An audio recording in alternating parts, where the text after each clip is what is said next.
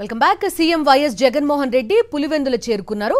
కాసేపట్లో CSI ground లో బహిరంగ సభలో పాల్గొంటారు. ఆయన బహిరంగ సభ తర్వాత నామినేషన్ వేయనున్నారు సీఎం వైఎస్ జగన్మోహన్ రెడ్డి. జగన్ సార్ని ఓడించలేరు. ఆయన నవరత్నాలు ఆయన్ని కాపాడతాయి.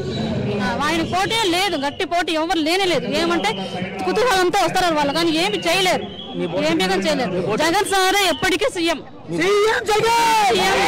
అన్ని మేలు చేసినాడు, అన్ని బాగా లెక్కలు ఇచ్చినాడు, బాగా పథకాలు ఇచ్చినాడు, అన్ని ఇచ్చినాడు.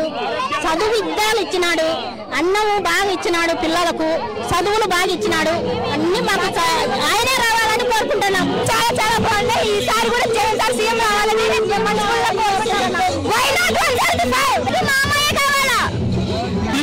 చూడని వ్యక్తులు మాట్లాడుతున్నారమ్మా.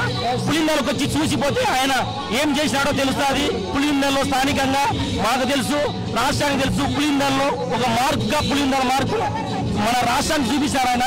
అలాంటి వ్యక్తిని మళ్ళీ మేము విజయస్తుగా మేము నిలుపుకొని ముందర నిలబడుకొని ఆయనను ఈ రోజు ఆయన పండుగ వాతావరణం నెలకొల్పి ఆయనకు మంచి గిఫ్ట్ ఇస్తామమ్మా. పులిందల మా కోసం చాలా కష్టపడినామమ్మా జగన్ సార్. మేము ఆయన కోసం ఒక గంట కష్టపడలేమా? మాకు ఎన్నో పథకాలు చేశాడు, ఎన్నో మేలు చేశాడు. ఆయన గెలిపే మాకు విజయం. మాకు మళ్ళీ సీఎం కావాలి, జగన్ సారే మాకు ముఖ్యమంత్రి కావాలా, ఆయనే కావాలా. ఆయనకే ఓట్లు, మా ఓట్లన్నీ ఆయనకే. జై జగన్ సార్కే జై. Jagan sir Avinash Reddy sir nomination స్వచ్ఛందంగా ప్రజలు కలిగి రావడం జరిగింది. ఈ ఉత్సాహం వచ్చే లాస్ట్ సంవత్సరం కంటే జగన్ సార్ అత్యధిక మెజార్టీ లక్ష మెజార్టీ దాటుతుందని భావిస్తున్నాం.